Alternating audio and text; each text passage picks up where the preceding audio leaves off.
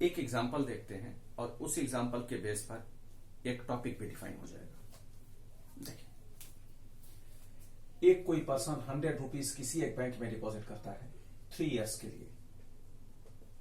Bank ने उसे rate of interest दिया है 10% पर एनम कंपाउंडेड एनुअली। वह पर्सन यह जानना चाहता है eight the end of 3rd year उसे अमाउंट क्या मिलेगा।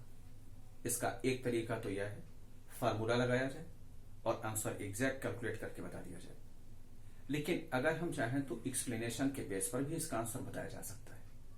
हम एक्सप्लेनेशन को कंटिन्यू करते हैं।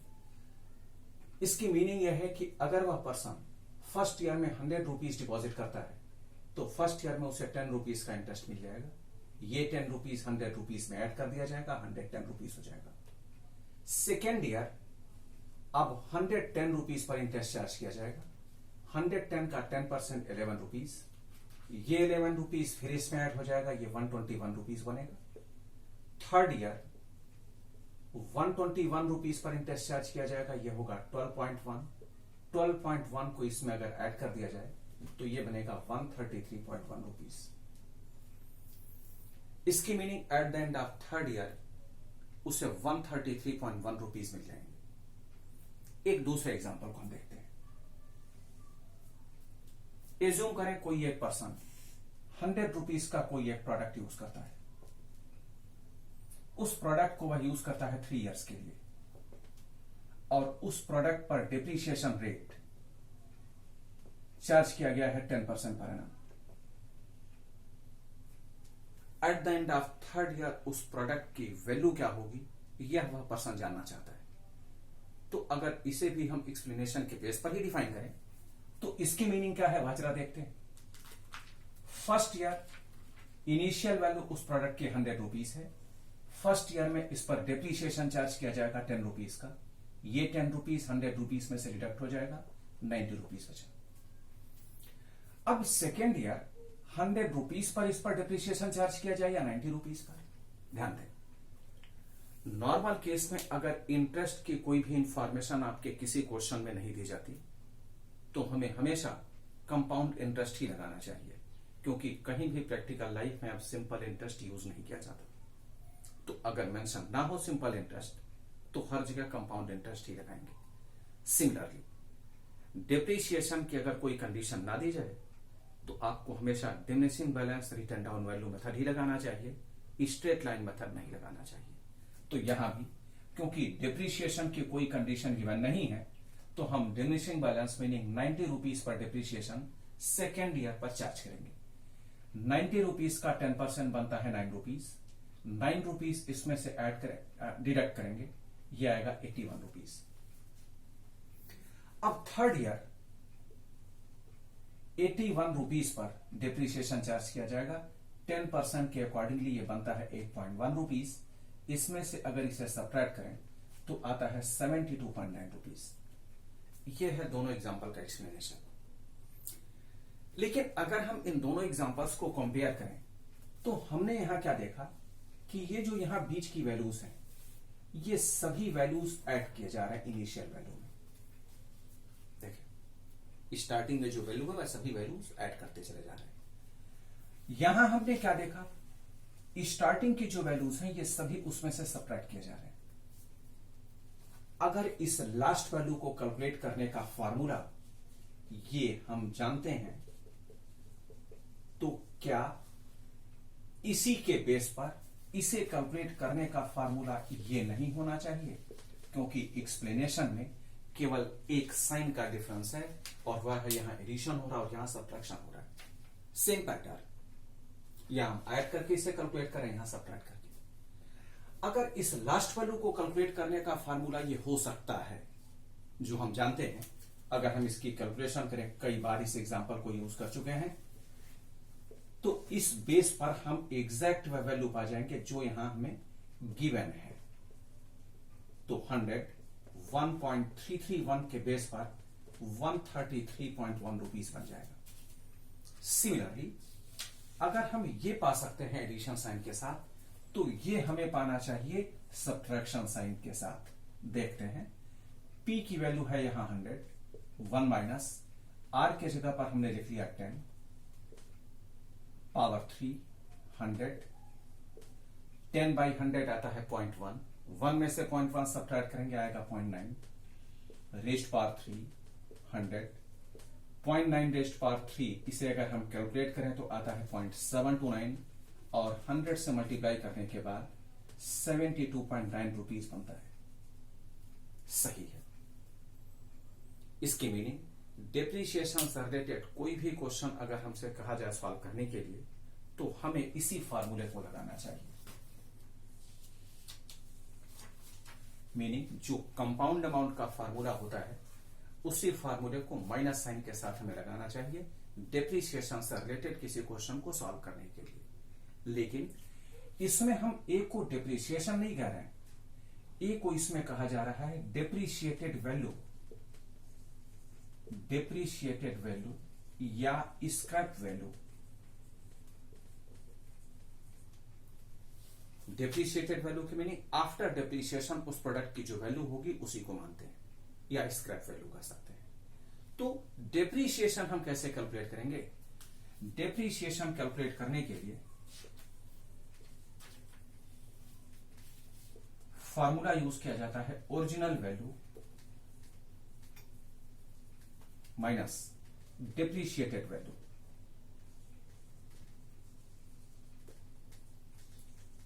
अब अगर हम इस एग्जांपल को देखें और इस एग्जांपल में डेप्रीशिएशन हम फाइंड करना चाहते हैं तो ओरिजिनल वैल्यू है 100 और माइनस डेप्रीशिएटेड वैल्यू है 72.9। फाइनली आंसर आप पाएंगे 27.1 रुपीज का डेप्रीशिएशन। तो हमने एक कंक्लूजन पा लिया कि डेप्रीशिएशन या डेप्रीशिएटेड वैल्यू कैलकुलेट करने के लिए हमें इसी फार्मूले को लगाना चाहिए। एक एग्जांपल देख लेते हैं जो आपके एग्जाम में पूछा जा चुका है। देखें,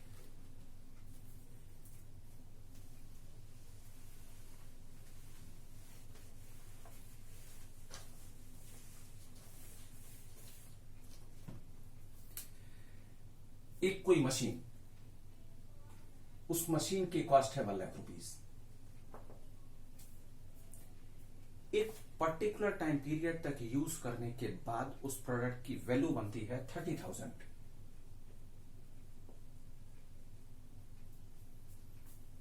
उस पर डेप्रीशिएशन रेट चार्ज किया जा रहा है 10% पर एनम। यह है डेप्रीशिएशन रेट।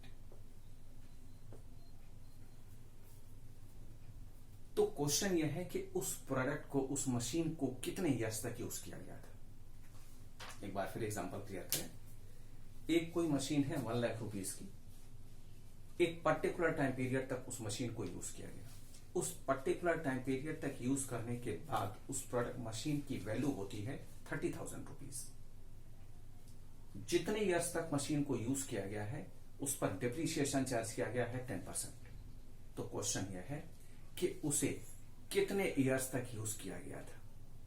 चलिए सॉल्व करते हैं। इस 1 लाख रुपीज को इस एग्जांपल में हम कहेंगे पी, इस वैल्यू 30,000 रुपीज को हम कह देंगे ए, क्योंकि डेप्रीशिएटेड वैल्यू या एक पर्टिकुलर टाइम पीरियड के बाद की वैल्यू।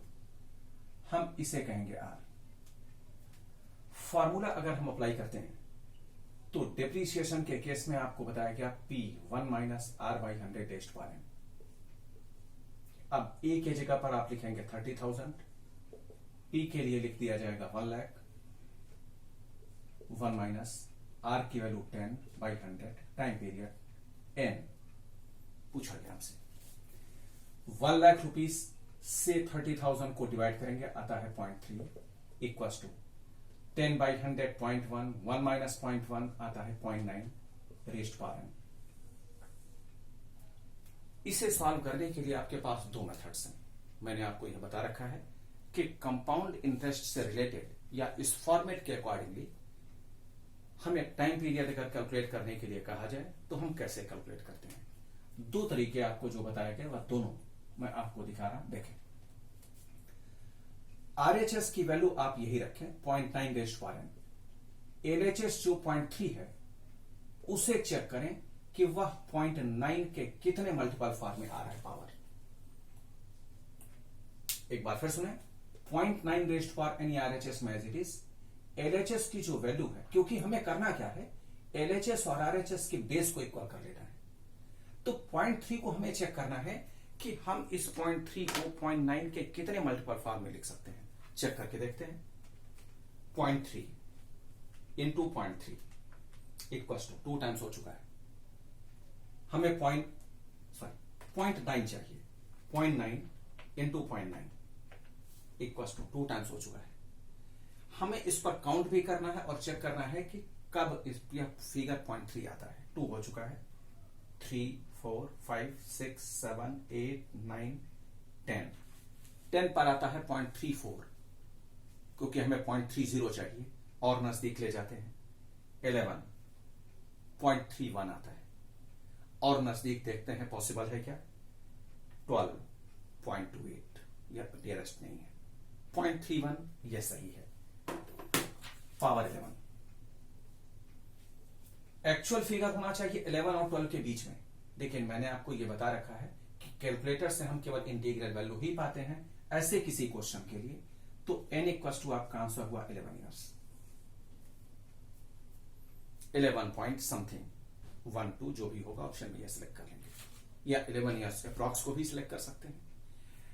इसे कैलकुलेट करने का दूसरा तरीका जो आपको बताया गया था वह लॉग के बेस पर बताया गया था। तो अगर हम इसमें taking log on both sides करें तो आता है log 0.3 और log की प्रॉपर्टी के अकॉर्डिंगली n फ्रंट पर आ जाएगा n log 0.9। लेकिन log 0.3 और log 0.9 की वैल्यू हम कैलकुलेट नहीं कर सकते, क्योंकि डेसिमल पॉइंट में लॉगरिथमिक वैल्यू कैलकुलेट नहीं हो पाती, यह बार बार आ जाता है।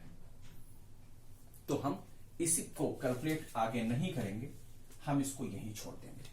मीनिंग कैलकुलेट नहीं कर सकते, हम इसी मेथड को यूज करेंगे ऐसे किसी क्वेश्चन को सॉल्व करने के लिए। हाँ, ध्यान रहे, अगर ये इंटीग्रल में होता तो हम इसे कैलकुलेट कर सकते हैं, जिसका एग्जांपल आपको पहले बताया जा चुका है। डिप्रिसिएशन के बेस पर एक और एग्जांपल बनता है, वह भी हम देख लेते हैं, उसके बाद आगे चलते हैं। एज्यूम करें कि कोई एक प्रोडक्ट 100 रुपीज का है, जिसे आप यूज करते हैं 5 इयर्स तक। एक कोई प्रोडक्ट 100 रुपीज का जिसे आप यूज करते हैं 5 इयर्स तक। फर्स्ट 3 इयर्स में उस पर डिप्रिसिएशन चार्ज किया जा रहा है 5% एनुअली, और नेक्स्ट 2 इयर्स के लिए उस पर डिप्रिसिएशन चार्ज किया जा रहा है 7% annually. Eight the end of 5th year उस प्रोडक्ट की वैल्यू क्या होनी चाहिए। याद करें, compound amount at changing rates के जैसा ही है।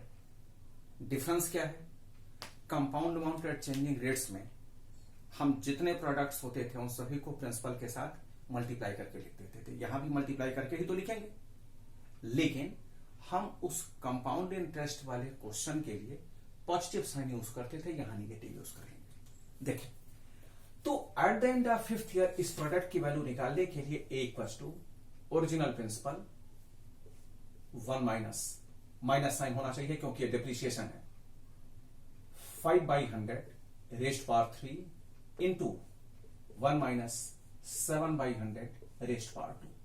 जो भी वैल्यू आप पाएंगे वही आपका फाइनल आंसर मान लिया जाएगा कैलकुलेट करने के बाद। डिप्रिसिएशन के केस में हमेशा निगेटिव साइन यूज हम करते रहेंगे और इसी के बेस पर हम कैलकुलेशन करने लगेंगे। ध्यान रहे, जब भी हम ऐसा कोई क्वेश्चन कंपाउंड इंटरेस्ट से रिलेटेड कैलकुलेट करते हैं तो उसमें हमें सेमी एनुअली, क्वार्टरली या मंथली वर्ड्स भी यूज करने के लिए कहा जाता है। लेकिन डिप्रिसिएशन से रिलेटेड किसी क्वेश्चन को सॉल्व करने के लिए हमेशा एनुअली वर्ड ही मिलेगा, क्योंकि डिप्रिसिएशन में कभी भी सेमी एनुअली, क्वार्टरली या मंथली वर्ड्स यूज नहीं किए जाते। तो इस पर बेस्ड यहां जो हमें मिलेगा वह हमें हमेशा एनुअली ही मिलेगा। तो 100 1 माइनस 0.5 ये हो जाएगा 0.95 रेस्ट पावर 3 और 1 माइनस 0.07। एक बार चेक करके देखें, 1 माइनस 0.07 ये आएगा 0.93 रेस्ट पावर 2।